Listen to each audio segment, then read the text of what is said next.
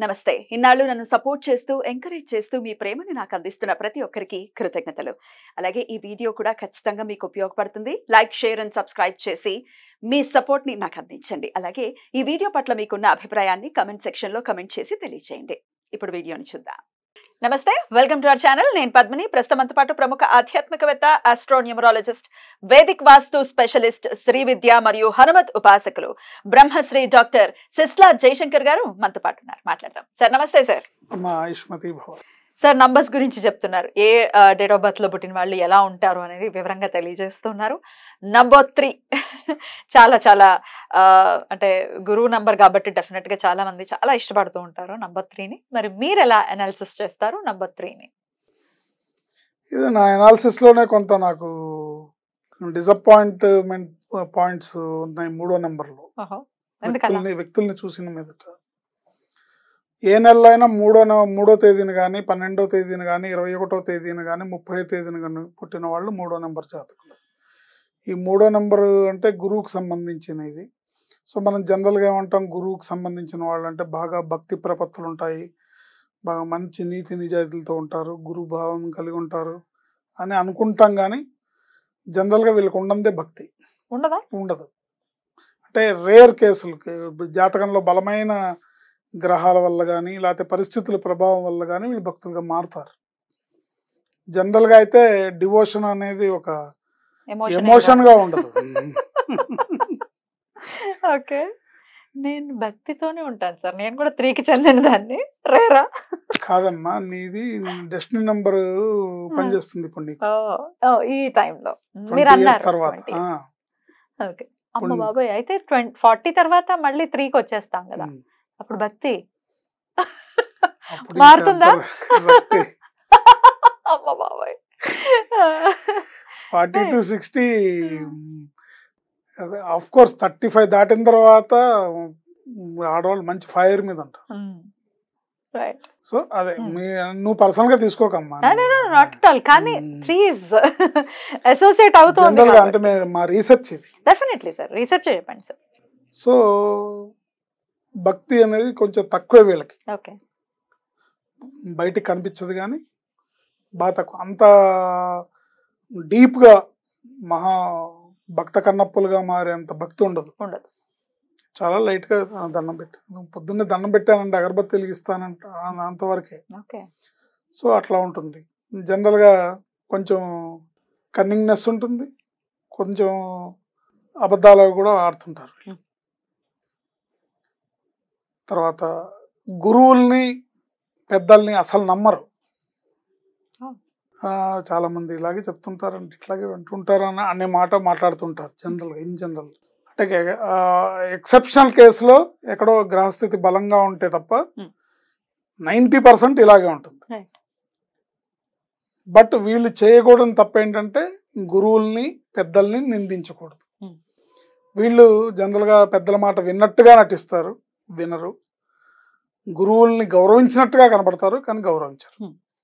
అందుకని వీళ్ళు లైఫ్లో చేయాల్సిన పని ఏంటంటే గురువారం నాడు దత్తాత్రేయుని కానీ, బాబాని కానీ కంపల్సరిగా గుడికి వెళ్ళడం, పెద్దల్ని, గురువుల్ని గౌరవించడం. అంటే గురువు అంటే ఒక్క గురువు అని కాదు.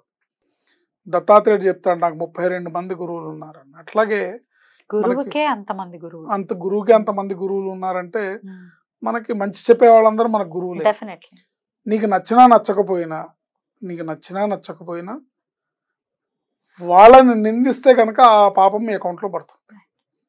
అంటే ఇది ఎవరికైనా పడుతుంది, 3వ నెంబర్ వాళ్ళకి ఇంకొంచెం కొసరుతో సహా పడుతుంది. అంటే ఎవడైనా చేయొచ్చు కానీ నువ్వు చేయకూడదు అని అర్థం అనమాట. 3వ నెంబర్ వాళ్ళకి అది జాగ్రత్తగా ఉండాలి. గురువుల్ని తోలనాడకూడదు, గురువుల్ని మాట గబుక్కన నోరు జారి వాళ్ళ ఆబ్జెన్స్లో వాడు ఏంటి ఇంత బొట్లు పెట్టుకొని వేషం వేసుకుంటాడు. వేషం వేసుకునేవాడు వేసుకున్నా వాడి తప్పు వాడుకుంటుంది, కానీ అనడం వల్ల అది నీ అకౌంట్లోకి వస్తుంది. కరెక్ట్, నీకెందుకు అది? చాలా మంది నేను వినేవాడిని చిన్నప్పుడు నుంచి, ఎక్కువగా సత్సాయి బాబాను విమర్శిస్తుండేవాడు. నీకేం తెలుసు ఆయన చేసిన సర్వీస్? ఇప్పుడు ఆయన దేవుడో కాదో, అవతారమో కాదో పక్కన పెడితే నువ్వు విమర్శించాల్సిన రేంజ్ అయితే కాదు, ఆయనదైతే కాదు.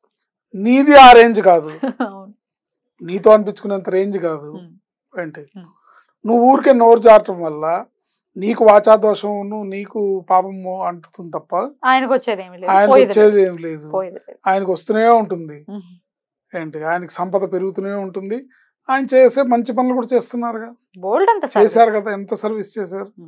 సో ఏది ఏమైనా తెలిసినా తెలియకపోయినా అది మంచి అయినా చెడైనా నీ నోట్తో నువ్వు పెద్దల్ని, గురువుల్ని, ఇంట్లో తల్లిదండ్రుల్ని, ఇంట్లో పెద్దవాళ్ళు, పెద్దనాళ్ళు, తాతయ్యలు ఎవరిని కూడా అపోవా నీకేం తెలుసు అనే మాట వీళ్ళు అనకుండా ఉంటే వీళ్ళు సక్సెస్ అవుతారు. ఆ చెప్పొచ్చాలే పోవా బాబు, నువ్వు చిన్నప్పటి నుంచి నేను వింటున్నాను, నువ్వు ఇలాగే చెప్తున్నావు అని అన్న ఇంట్లో పెద్దవాళ్ళు, ఫాదర్లీ పర్సనాలిటీస్ ఉంటారు. కొంతమంది ఎవరైనా నాయన ఇట్లా కాదు అట్లా అని చెప్తారా, నువ్వు అట్లా ఎప్పుడు అట్లాగే చెప్తావు అని వింటూ ఉంటాం. ఈ నెంబర్లో పుట్టిన వాళ్ళు ముఖ్యంగా అలా అనకుండా జాగ్రత్తగా చూసుకోవడం వల్ల వాళ్ళ జీవితం బాగుంటుంది. గురువారం నాడు భక్తి శ్రద్ధలతో మెలగటం వల్ల, పేరులో రాంగ్ నెంబర్ లేకుండా చూసుకోవడం వల్ల వీళ్ళకి నిజమైన ఆ గురు భగవానుడిచ్చే అనుగ్రహం, ఆ గురు భగవానుడిచ్చే ఆశీస్సులు, ఆయన అనుగ్రహం లభిస్తాయి. తప్పకుండా. లేదంటే ఇబ్బంది పడతారు. 3కి పడని నంబర్స్ ఏంటి? 6. దైత్య గురువు ఆబ్వియస్లీ 4 ఉంటుంది. 6 పడదు. 2 కూడా జాతకంలో అయితే మామూలుగా గురువు శుక్రులు ఇద్దరు శుభులే అంటారు కదా, న్యూమరాలజీలో 3కి 6కి పడదు. రైట్. జాగ్రత్తలు తీసుకోవాలి డెఫినెట్ గా. పేరులో కూడా రాంగ్ నంబర్స్ ఉంటే ఇబ్బంది పడతారు కాబట్టి పేరేంటి, పేరులో ఉండాల్సిన నంబర్స్ ఏంటి, ఉండకూడని నంబర్స్ ఏంటి, అవన్నీ కూడా డెఫినెట్ ఏం లేదండి. జాతకం ప్రకారం ప్రతి ఒక్క మనిషి జీవితంలో వాళ్ళ కుండలిని అనుసరించి, వాళ్ళ డేట్ ఆఫ్ బర్త్ అనుసరించి, వాళ్ళు లైఫ్లో ఇప్పుడు నక్షత్రం ప్రకారం కూడా వీళ్ళు చేయకూడని పనులు, చేయాల్సిన పనులు ఉంటాయి. రాసుల ప్రకారము ఉంటాయి. ఏవైతే వీళ్ళు చేయకూడదో పేరులో రాంగ్ నెంబర్ ఉంటే అవే చేయిస్తుంది. దానివల్ల ఇబ్బందులు ఆటోమేటిక్గా వచ్చేస్తాయి. అంటే మన తప్పుల్ని మనమే చేసుకుంటాం, మన గొయ్యి మనమే తవ్వుకుంటాం, మన భస్మాసురస్తం మన నెత్తి మీద మనమే పెట్టుకుంటాం. ఎవడో వచ్చి చెడిపోయక్కర్లేదు, ఎవడో వచ్చి ప్రత్యేకంగా చెడగొట్టక్కర్లా. సో పేరులో రాంగ్ నెంబర్ లేకుండా చేసుకోవడం వల్ల ఆ బుద్ధి, సమయస్ఫూర్తి పనిచేస్తుంది. సపోజ్ నీకు ఎవరన్నా చూసి నువ్వు 3వ నెంబర్లో పుట్టావు, ఎవరో ఒక ఆయన గురువుగా ఏదో చెప్తున్నాడు, ఆయన్ని ఒక మాట అనే ముందు నాకెందుకు. Thank you so much sir. నమస్తే. ఆయుష్మతి.